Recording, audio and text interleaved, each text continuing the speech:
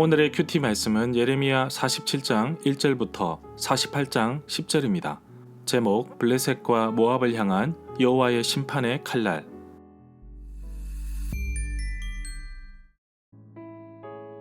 먼저 앞뒤 문맥을 살펴보겠습니다.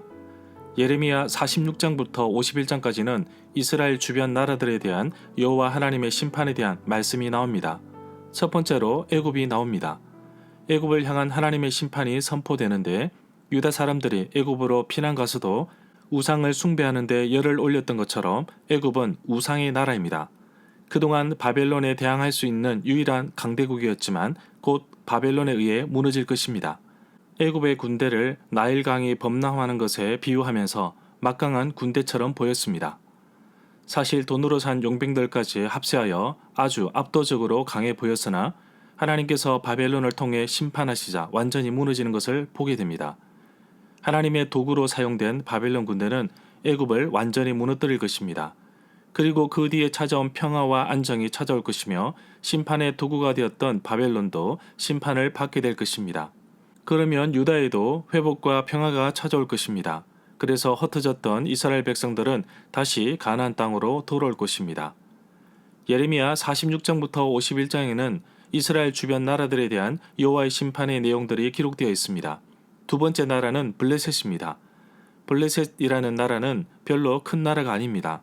그러나 항상 이스라엘을 괴롭혔던 나라였습니다. 갈그미스에서 애굽은 바벨론에게 크게 패배합니다. 하지만 갈그미스로 가는 길에 블레셋을 짓밟고 지나갑니다. 이렇게 애굽이 블레셋을 짓밟기 이전에 예레미야는 블레셋에 임하게 된 재난이 하나님의 심판이라는 사실을 선포하게 됩니다. 예레미야 46장부터 51장까지는 이스라엘 주변 나라들의 심판에 대한 메시지를 담고 있습니다.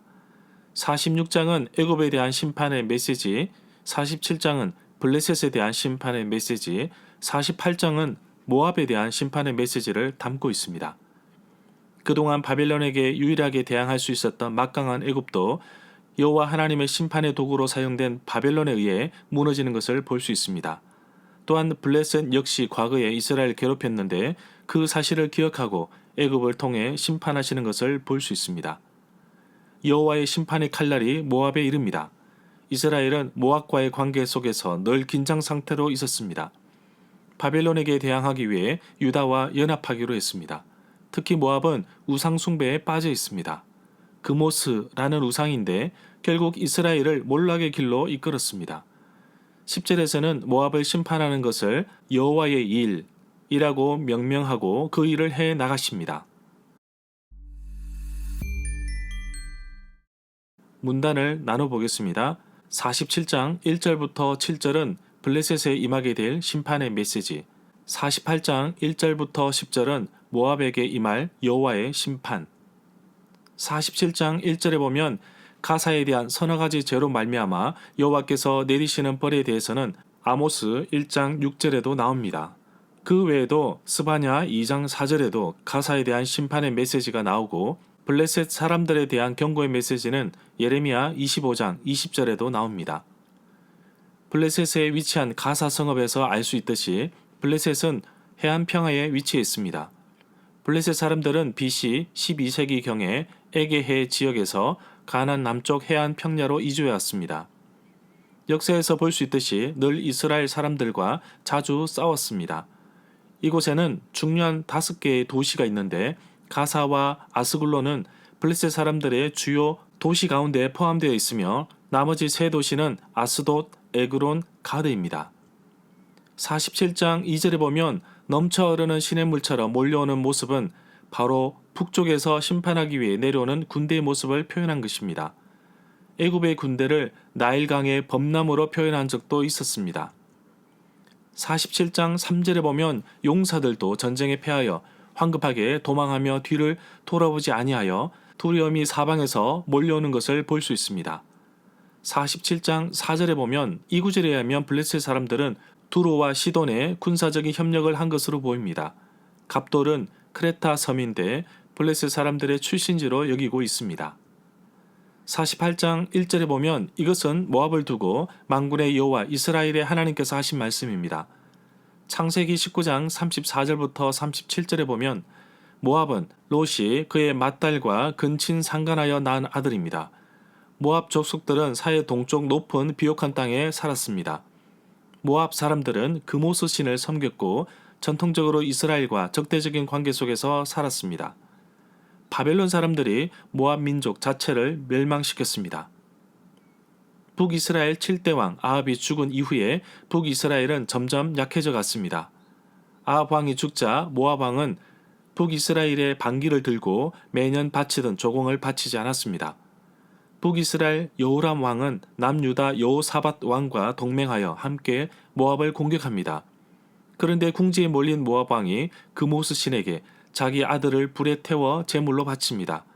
이 모습을 본 연합군은 공격을 포기합니다. 아마 이때부터 모압이 독립한 것으로 봅니다.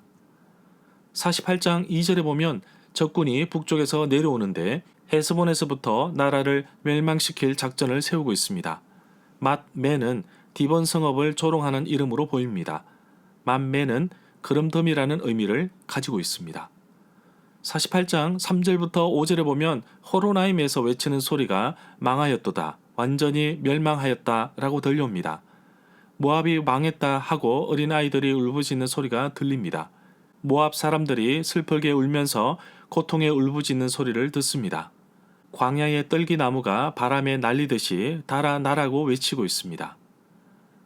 48장 7절에 보면 모압 사람들은 자기들이 만든 것, 사업, 시설물과 모아둔 보물을 의지하였던 것을 볼 수 있습니다. 그러나 심판자 바벨론이 습격하게 되면 아무 쓸모없듯이 모압의 신 그모스도 모압에게 아무런 힘도 못 쓰고 도움도 되지 않는다고 말합니다. 48장 8절에 보면 모압 사람들이 살고 있는 사해 동쪽 고원지대는 해발 1000m 정도 됩니다. 고원지대이지만 평야가 있어 목축업하기에 좋습니다. 오늘날 요르단 지역입니다. 48장 9절에 보면 이 구절은 쉬운 성경에서는 모압의 밭에 소금을 뿌려라, 그곳은 황무지가 될 것이다, 모압의 마을들은 아무도 살지 않는 폐허가 될 것이다 라고 번역하였습니다. 새번역 성경의 난해주에서도 모압에 소금을 뿌려 황폐하게 하여라 라고 말하고 있습니다. 이렇게 소금이 등장하는 이유는 날개라는 히브리어 치즈는 소금을 의미할 수도 있다고 해석하고 있습니다. NIV 성경에서도 모압에게 소금을 주어라, NRS 성경에서도 모압을 위해 소금을 준비해 두라고 번역하고 있습니다. 모압 땅에 소금을 뿌려 아무도 살 수 없는 곳으로 만드시겠다는 말씀으로 완전한 멸망을 의미합니다. 절마다 상세한 설명과 구절 해석, 핵심 내용과 중심 줄거리는 네이버 블로그에 올려져 있습니다. 내게 주시는 교훈입니다. 하나님은 과거의 잘못을 기억하고 계시는 분이십니다. 그러나 그 죄악을 고백하고 용서를 받게 되면 잊어버리십니다. 블레셋이든 애굽이든 그들의 불순종한 죄악들로 인해 심판이 임하고 있습니다. 내가 하나님 앞에서 계속 회개하지 않고 살아간다면 여호와의 칼은 잠잠하지 않을 것입니다. 문제는 내 속에 계속 머물고 있는 죄악들의 모습입니다. 그래서 하나님께 기도하고 나아갑니다. 나의 죄를 용서하여 주시고 흰눈같이 양털같이 정결하고 희게 하옵소서.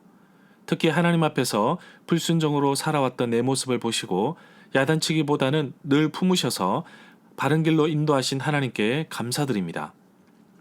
과거의 블레셋은 이스라엘을 괴롭혔던 나라입니다. 그들의 악한 행동을 하나님께서 기억하시고 심판하셨습니다. 비록 꽤 오랜 시간이 지났음에도 불구하고 하나님은 기억하고 계십니다. 복수는 복수를 낳는 법입니다. 내가 복수하기보다는 하나님께 모든 문제를 맡겨보십시오. 하나님의 방법으로 해결되도록 기도하십시오. 때로는 너무나 억울해서 눈물밖에 나오지 않을 것입니다. 그러나 하나님께서 하시도록 맡기십시오. 하나님은 하나님의 방법으로 가장 좋은 때에 그 일을 하십니다. 그것이 복수이든 용서이든 때로는 아무런 응답이 없이 시간이 흘러가더라도 하나님께 맡기기를 원합니다. 하나님은 아십니다. 나의 상한 마음과 찢겨진 마음을. 그래서 하나님은 전혀 다른 방법으로 나를 치유하시고 나를 회복시키심을 봅니다. 선하신 하나님께서 나를 인도하여 주옵소서. 하나님께서는 이스라엘과 가장 가까이 인접해 있으면서도 우상을 섬기고 또 이스라엘을 괴롭힌 것을 기억하시고 바벨론을 통해 심판하실 것을 경고하셨습니다. 하나님의 심판의 의지가 강하신지 모압에 있는 여러 성읍들이 무너지고 흩어지는 것을 볼 수 있습니다. 심판은 철저합니다. 심지어 심판의 도구로 사용되는 바벨론의 게으름도 용납하지 않으십니다. 롯의 후손으로서 땅을 이어받아 자부심과 명성이 대단하였지만 분명한 것은 그들은 하나님보다 우상을 섬겼습니다. 자기 자신을 신뢰하고 의지하고 자기 힘만으로 세상을 살아가려는 모압 사람들의 모습이 바로 오늘날 세상적인 그리스도인의 모습입니다. 그리스도인이지만 여전히 내 힘으로 살아가려고 하는 사람입니다. 하나님보다 자기 자신을 신뢰하고 하나님보다 세상을 더 의지하는 사람입니다. 하나님은 모압의 모든 행동을 지켜보셨습니다. 나의 삶도 나의 행동도 하나님은 다 지켜보고 계십니다. 언젠가 하나님 앞에 섰을 때 과연 모압처럼 자만심에 빠져 자기 힘으로 살아가려고 했던 나의 모습이 있었는지 되돌아볼 것입니다.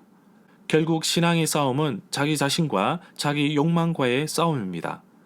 자만함, 자기만을 믿는 자아신앙, 우상숭배에서 볼 수 있는 욕망들이 결국 나를 파멸로 이끕니다. 이러한 자기 욕망에서 이겨낼 수 있는 것은 바로 하나님을 의지하고 신뢰하는 것입니다.